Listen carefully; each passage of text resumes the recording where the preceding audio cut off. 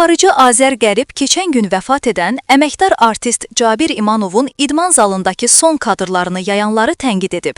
Yeni Sabah.az məlumat verir ki, bu haqda o sosial şəbəkədə paylaşım edib.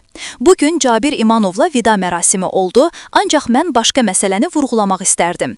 Əgər mənim hüquq mühafizə orqanlarına göstəriş vermək səlahiyyətim olsaydı, tapşırardım ki, idman zalından rəhmətliyin son kadrlarını mediaya ötürənləri müəyyən edib ciddi cəzalandırsınlar.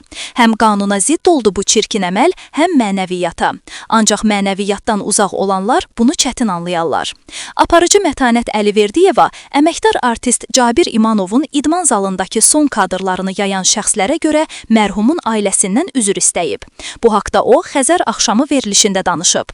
Cabirin idman zalındakı həmin o görüntülərinə biz də baxdıq, ancaq verilişlərimizdə bunu yayımlamadıq. Pandemiyada da mən bunun qəti əleyhinə idim. Məni top ateşinə tutdular, ancaq sonra dedilər ki, yox, Mətanət düz deyir. Arif Quliyevin o videolarını yadınıza gəlir, Allah rəhmət etsin, insan canı ilə əlləşirdi, bizimkilər isə videoya çəkib paylaşırdı. Ayıb, ayıb, bir də ayıb. O video bir sənəd olaraq həkimə lazımdı, ancaq bunu yaymaq olmaz. Bunu kimin etdiyini bilmirəm, lakin mən həmin adamların adından Cabirin ailəsindən üzr istəyirəm. Belə insanlara görə xəcalət çəkirəm deyə Mətanət Əliverdiyeva bildirib.